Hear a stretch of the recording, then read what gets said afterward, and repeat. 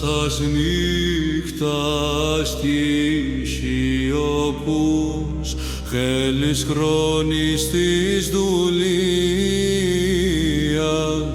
Η πόλης ήλος ακαρτερικός, εν δάκρυση και η προσευχής αδιαλείπτη.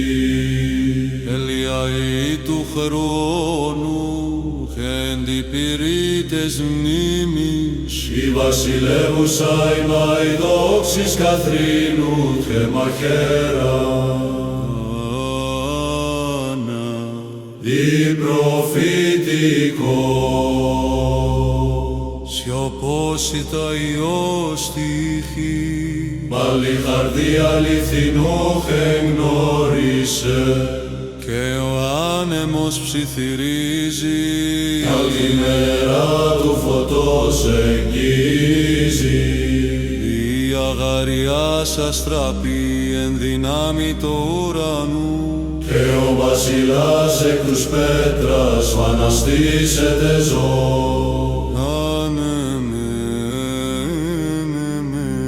Προφητεία των μαρμαρωμένου βασιλέως, εν τη χρυσία τι άκυμάται, ο βασιλεύς ο μαρμαρωμένος, Υιός ενες άλπιν ξηχήσει, και εκπληρωθεί ο καιρός, τότε πεσείτε ο τύραννος, και η σκιά αυτοίω, και η βασιλεύουσα εγερθήσετε, εν φώτη πάλι, πόλεμο.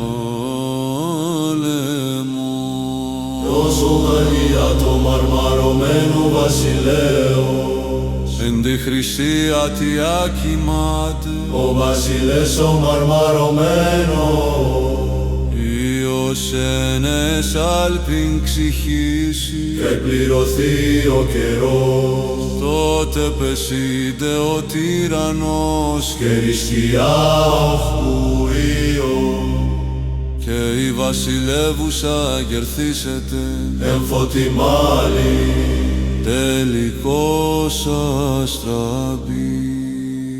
τελικός αστραπή εν δυνάμει του ουρανού, και ο βασιλεύς εκ της πέτρας αναστήσεται ζω.